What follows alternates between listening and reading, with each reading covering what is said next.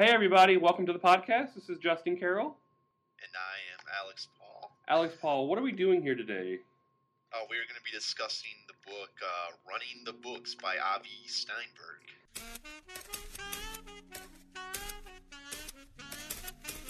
Books are incredibly important.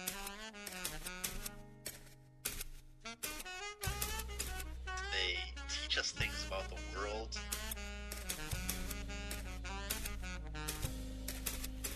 They have themes.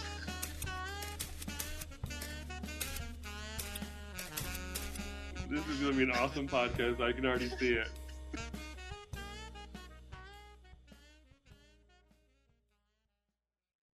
What was your overall opinion of this book? You know, it's fascinating, just the idea of prisons having a library and prisoners reading is something you don't really ever think about, right? Like, it's prisoners are prisoners. They're in this jailed space, but there's actually this other space that they can go to and interact with and enjoy. It's this weird theme of education as liberation and within a place that's all about confining and taking away and robbing and stealing, and that kind of interaction is fascinating to me. It's one of those weird things where you're exactly right. You forget that prisons have libraries. And what I found the most fascinating was the creative ways prisoners come up with using the library. Like, they use them for so many different purposes. They use them as ways of communicating with other prisoners, those sorts of things. I totally agree. That idea of the kite, that hidden message inside books that allows the prisoners to communicate, is amazing, and I think it reflects what humans always strive to do, regardless of situation. That is to build connections. Before we go any further, I think we should provide our listeners with kind of an overview of what the book was about. Mm-hmm. It's about this 20-something Harvard grad without a job. He had no health insurance. He had no real money. He's living in Boston. All of his friends are off doing the things that they want to do. They have writing careers, or they work for newspapers. They have families. They have houses, and he's just this guy, and he doesn't have anything to show. And he's in this environment where he's constantly being judged as a failure, not just in his everyday life, but even spiritually. And I think that is where the book begins, and that's how we first encounter Avi. One of the most interesting things I noticed was how he's kind of ostracized by his community, by his religious community. It's not just someone who throughout his life wasn't very religious. This is a guy who was very religious, studied it fervently through most of his younger years. And everyone believed he was going to go on to be like a rabbi or something like that. I think this book is a fundamentally spiritual book in terms of how he approaches what he's doing. And I think he's looking at the prison and the prison library in that kind of way, that spiritual, almost as a rejuvenation kind of type of moment. I remember there's a scene when he's at the wedding, and he's describing the dancing, the wild, crazy, like almost animalistic, violent dancing everybody's participating in. Yeah. And he gets punched in the face. And he strongly believes it's a rabbi who punches him in the face. And that made me laugh. But it's also the same librarian who says, don't worry about prisoners, worry about your own community. It's this very profound, closed-off world. And something you wouldn't expect a spiritual leader or a person who's interested in the spiritual well-being of humanity to say. He says, I believe the words were, what happened to you? Yes. The words what the rabbi says to Avi. What happened to him? He's a prison librarian. Prisoners are people too. Yeah. The rabbi punching him kind of propelled him to that job, which is kind of, it's ironic. It's because the rabbi's talking about how he doesn't think he should be, devoting more effort towards being a religious person and not becoming this prison librarian. And it's he kind of propels him to do that anyways. I see Avi as being almost more religious or more human than the religious figures in the book. Like, he's willing to invest himself in these prisoners' lives. Isn't that what religion should be? Is we all seem to be doing something a little different than what we had planned, and then we kind of go, wow, what happened? It's like, had you asked me in high school If I would be in fucking Richmond, in Richmond, Indiana, of all places, just 3 hours from where I spent most of my life, I would be like, "You're crazy! I'm getting out of this town, man. This planet, you know what I mean? Like that's." Oh yeah, that's that moment. That's that high school moment that I think a lot of people have. Yeah, and if you had told me, Alex, when you are 28 years old, you will be living with your parents in Coldwater, Michigan, I would have punched you in the face. I remember you back then. You probably would have. I think again that question itself alerts the reader to this human. This book is about humans. We see people struggling. We see Avi struggling. We see the prisoners struggling, and I think that's what drew me to the book. As I kept reading, that's what kept me reading the book. I wanted to know if these prisoners succeeded. The characters it's one of those things you don't really think about until you see the characters presented to you. Is how many different types of personalities you must encounter. Yeah, and as much as like they're interesting characters who are clearly amoral, who clearly just don't give a shit about other people, who are more willing to use those other people. There's also like other characters who are heartbreaking and very sad and actually on several times in this book I was moved to tears over them. I think as I was reading this too, I kind of and Avi does this, I think, a very similar where you start believing the characters. You kind of stop forgetting they're prisoners, and you start kind of rooting for them, and then something will happen that will remind you that they're prisoners and they're there for some pretty bad things at times. Who are you thinking of in particular when you say that? The one who forced a 13-year-old. Was that Dice? I think that's Dice. Okay. That character is very, very like if he wasn't a pimp, that guy is hilarious. Yeah. And I think you're right. I think that's an excellent point that you point out, is that the seductive nature of these people and their stories, and the degree to which they can convince you. Or why do you think Avi, as he's writing this, does that? I think it's to humanize the characters a little bit more, and then not bias our opinion on their negatives, not to force us to hear something negative about them and then have that color our perspective for the rest of the story. He wants us to basically discover them in this environment, come to our own conclusions about what type of person they are, and then let some of the negative stuff perhaps filter in. I almost get the sense that each of these major characters in the book, they're fronts that hide their other personalities. That Dice may be a pimp. He talks about, schooling these other prisoners about how to be a pimp. And he says a real pimp keeps it quiet and keeps it on the low down. But he's betraying his own. If that's what a good pimp does, keeps it quiet. By talking about it, it betrays his status as a good pimp. So he's affecting this kind of outward front about who he actually really is. And I think that's what, I think that's what gets into the characters themselves. That we see that these aren't simply prisoners, they're not simply good either. They're this vast middle ground of people still, they're not completed yet.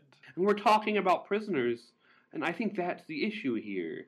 That who really cares about prisoners? They're kind of like this forgotten group. They're like put away, and it's like people just are like, oh, they're prisoners. They don't have feelings. They don't have any of these human attributes. They're just these criminals who did bad things. And then we see these stories, and it reminds us that there's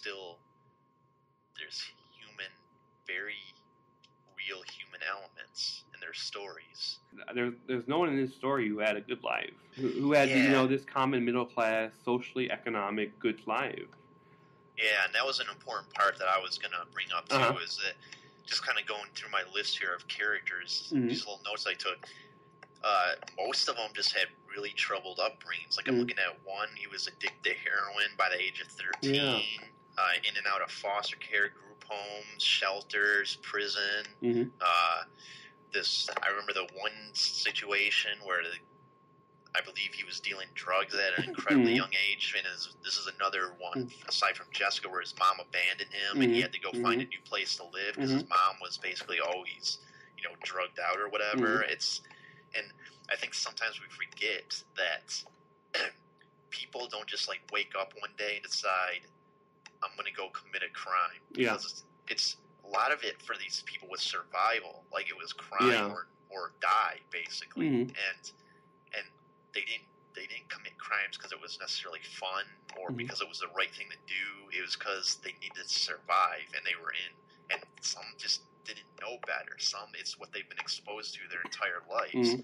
So it's difficult to look at.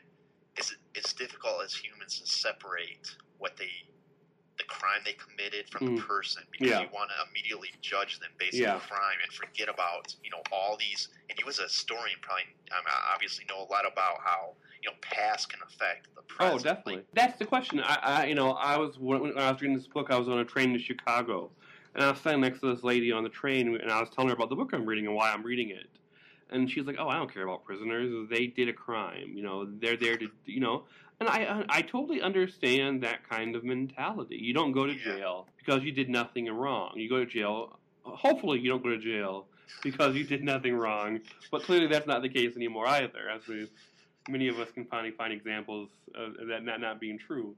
But that there is this issue of punishment. I think the book is a mediation on what kind of punishment that is. Because I think there's a section in the book where he talks about he's outside. It's his union break. He has to take this union break, and his supervisor's like, "You gotta make sure you take your union break." He's outside. He's looking at this big, imposing warehouse of a building, and he's looking at the architecture of it. And what does the architecture say? Nothing.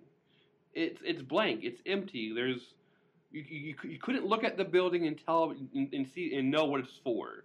And I think that's the struggle he's having with prison. I think society struggles with that same concept.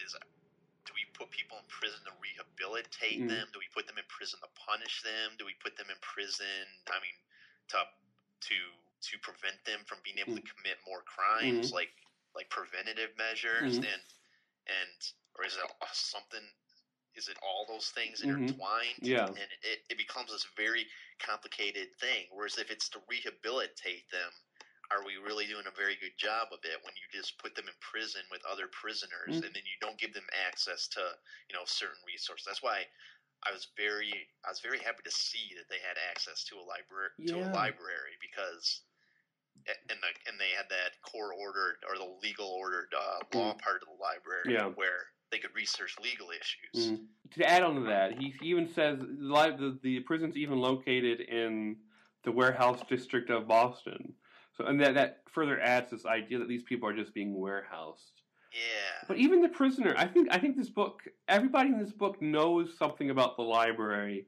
For example, Dice will tell you, he writes in the book, Dice will tell you about the prison library. It ain't a place to better yourself.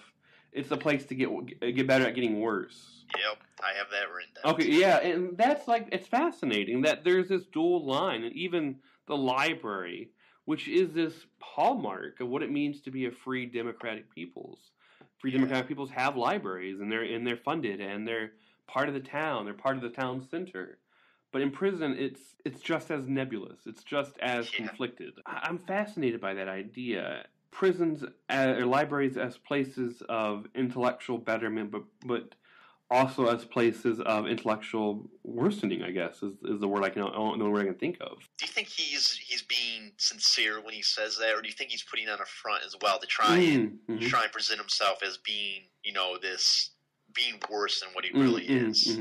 The character of Dice when he says that. Yeah. I don't think it matters. To be truthful, I think the fact that he says it says something a lot. He talks about Whitey Bulger and Malcolm X a lot in this book. Yep. Yeah, Malcolm X goes to jail, and probably it's the same prison system, right? The Massachusetts prison system where he's working. Goes to jail as a criminal and comes out as this great leader of people. Whitey Bulger comes out, goes to prison in the same situation and comes out even worse. There seems to be this very real dichotomy going on. That's a very good point, and it kind of begs the question: does that dichotomy exist because of the individual, or is it something to do with the structure of prison? I know being a prison guard has to be a hell of a job, but this book made me hate prison guards as being horrible people and using their power to be simply horrible.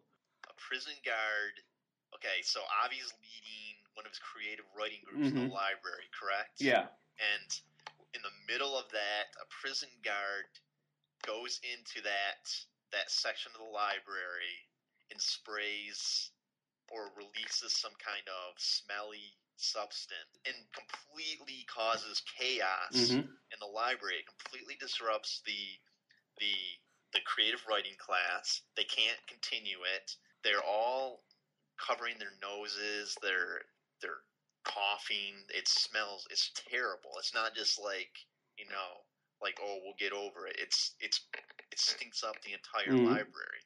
And Avi then has to decide.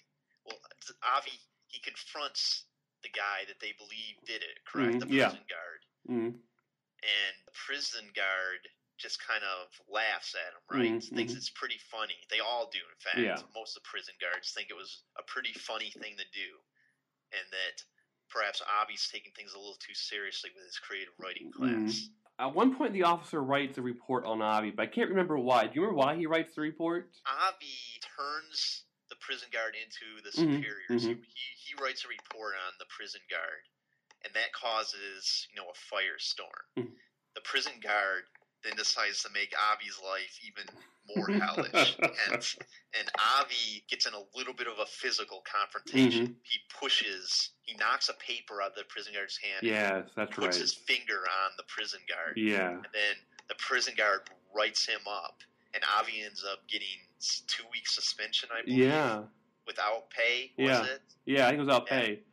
And I think, the way he describes it is as if, Avi runs into the room and drop kicks him. Yeah. They ended up the prison guard made it a pretty big deal, even though it was like a little poke. This prison guard who deals with prisoners all day long gets poked by this, little 20-some-year-old kid who's asthmatic, who is apparently not very healthy. Who's maybe a bit of a hypochondriac. He's not a tough person at all. He doesn't have much going for him in the way of physical strength. And the prison guard makes this big deal about it and ends up costing Avi, 2 weeks without pay. It's a pretty significant part of the book because it shows you that, number one, how immature people can be, even in situations that require a lot of maturity. I mean, that's a pretty serious situation to be in. Yeah, definitely. I totally agree. I think what strikes me about the guards and about how they operate in that prison is the ability they justify their harshness as being part of the job. They're dealing with prisoners, but they justify but that's the same justification they use to belittle and to antagonize the prisoners as well. They're it's as if the prisoners are damned if you do and damned if you don't. I feel like what I read about the prison guards here is they would treat, just because someone's in prison, they would treat them in a very negative, dehumanizing way. No matter what. Just because they're in prison, they're undeserving of being treated like human beings. Yeah. And I think that's kind of unfortunate. Yeah. And actually, it kind of reminds me of, do you ever about that psychology experiment that was done at Stanford? In the basement, where they labeled some people as prisoners and some as prison guards, and what ended up happening? The college kids. The college Stanford Prison Experiments.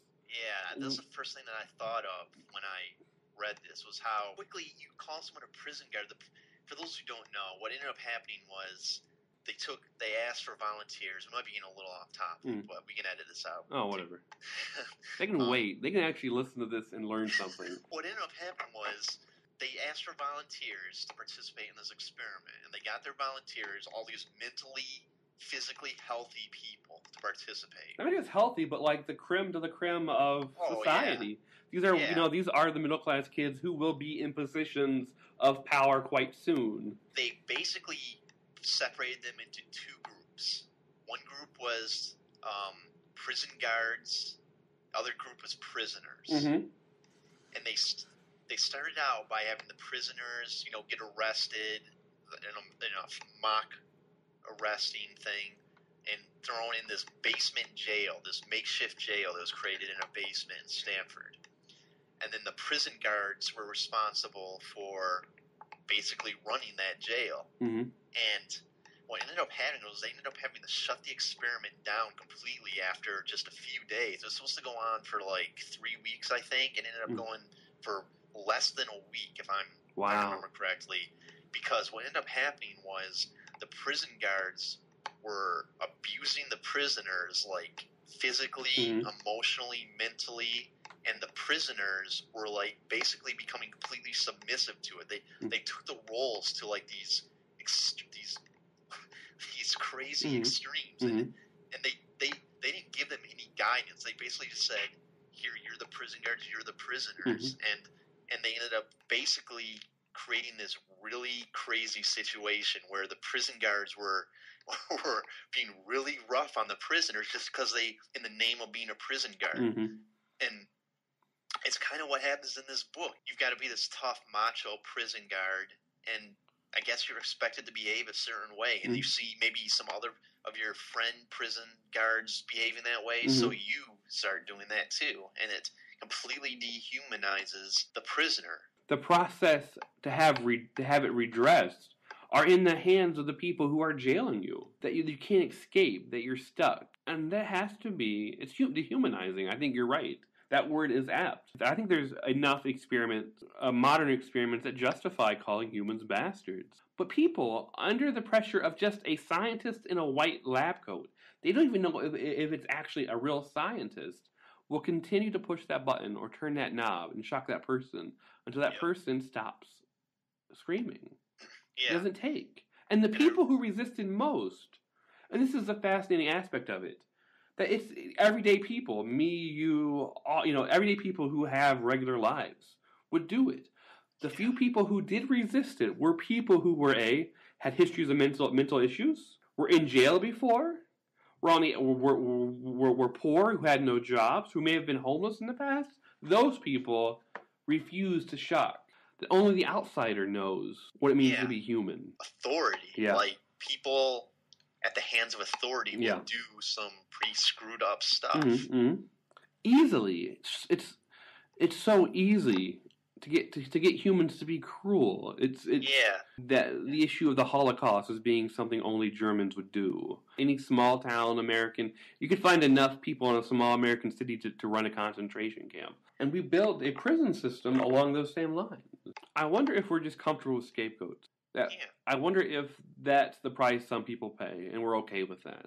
It's unfortunate that these people got sent to jail. It's unfortunate that these people had lives defined by drugs and poverty and violence and abuse and all of these horrible issues that are so outside of our everyday realm that it's just their sacrifice. It's random, but it's not random. It's chance. It's not chance. We convince ourselves of those things, or just label them as bad people. Like they're inherently evil people who deserve to be punished. That this couldn't happen to a good person. Like if you commit this kind of act, you're just a bad person, and it completely takes the onus off of society and any system, because you have to do some serious examining of a society that creates these kind of individuals or allows these kind of individuals to come up. People who are poor and can't put food on the table and turn to drug dealing and all this other kind of stuff. Like, you have to really do some self-reflection as a nation. I think that's the issue. I think that's the issue we've been talking about this whole time, is that Dice isn't a bad person completely. There's this middle ground, and that we define them, and that we lose this depth. We have this desire, this innate desire, not just for ourselves, but for others, to define ourselves so narrowly and so singularly that we wish to get rid of the depths that are inside of us. None of us are willing to admit that we could do bad things. But we are. We're capable, just as capable. One of the quotes I'm thinking about, and maybe you wrote it down too, is he writes, "You'll find the books you've always needed, but never knew existed." What do you think that means? Well, I think number one, it's that books are filling like this important part of your life. Like, you're gonna find books that we're always looking for something that exists. We're trying to figure out how. I don't know, and I find that to be just a remarkable quote. Kites are like these hidden messages that prisoners hide in books, so that other prisoners can find them. They hide them anywhere, but it's called kiting, and it's these messages that prisoners hide in books so that they can communicate with other prisoners. There's also another thing called window writing, which I think is similar to that need. Window writing is when prisoners use like YMCA kind of stuff. They're standing in windows and they use their arms to communicate messages to other watchers or viewers. They come up with some pretty clever ways of communicating with each other. Yeah, right. And the kites, I think you already said this, they're messages that are left in the books for other prisoners. And there's sometimes these really esoteric things that you can't really comprehend, but they mean something to someone. Yeah, almost prison haiku. Yeah, these cleverly written things to other prisoners. It might mean something to them. I think they're perfectly prison. Not just sort of how they have to be sneaky and hide them and make sure someone else finds them, but just how ephemeral they are, how easy they are. They're taken away, they're lost or destroyed, they're confiscated. And that's, I think, the heart of what prisons are. It's the ability to take and control language. And I think that's the beginning of Avi's corruption. He begins this story very much afraid of or wanting to do the right thing and worried about what happens if he doesn't do the right thing. But then he has to face what he's doing when he destroys these messages. And I think that's what leads him down the path of helping Dice, of buying that prisoner a cupcake, of buying those prisoners chicken nuggets or whatever he buys them, right? Those were great moments as far as I'm concerned. Like, he started kind of breaking these rules every it's not only were they communicating by leaving notes in the books, but Avi maintains that the books themselves were actually a way of communicating. If a prisoner, so he says, book lending was also a means of communication with another person. An argument over a political or religious issue often resulted in inmates and sometimes staff drawing up reading lists for each other, often on the spot and in a huff, as a means of setting the other straight. In my first week, an inmate named Robert Jordan, upset by something I had said, told me he wouldn't speak until I read Souls of Black Folk. I told him I had already read it. Read it again, he told me, because you missed the whole point. Books become them. Yeah. They invest the books with meanings about themselves. It's kind of like when we post books on, Facebook or something like that. Like, that's kind of who we are at that moment. Like, we're reading that book because we have this interest in that particular subject, and that, in a way, kind of becomes an extension of you, right? Yeah, definitely. That esoteric thing, that one thing that means something to you and your desire to share it. And you become offended when another person either trashes it, because they're not trashing the song. You do that metaphorical backflip, right, where they're not trashing the song for some reason. You take it personally because they're trashing you. Yeah. And that hurts. And I find that, of all places, prisons are intellectual spaces, right? You don't expect prisoners to be that profoundly emotional when it comes to books and words. And that's something that I would never have ever thought until I read this book. Yeah, same here. That books inhabit their souls and they inhabit books. Yeah, and how poetic some of the prisoners were, too. They're very definitely poetic, and their choice of words is very creative and clever. Like, they're just, it's something I never really thought about until I read this book. And that's what a good book does, is it enlightens you to a new perspective, I think. It opens that window into a different world. I hope to never go to prison. That's something that I don't ever want to do. But if I do go to prison, I want to make sure I go to a prison with a library. Same here. I don't know what I would do if I didn't have books to read.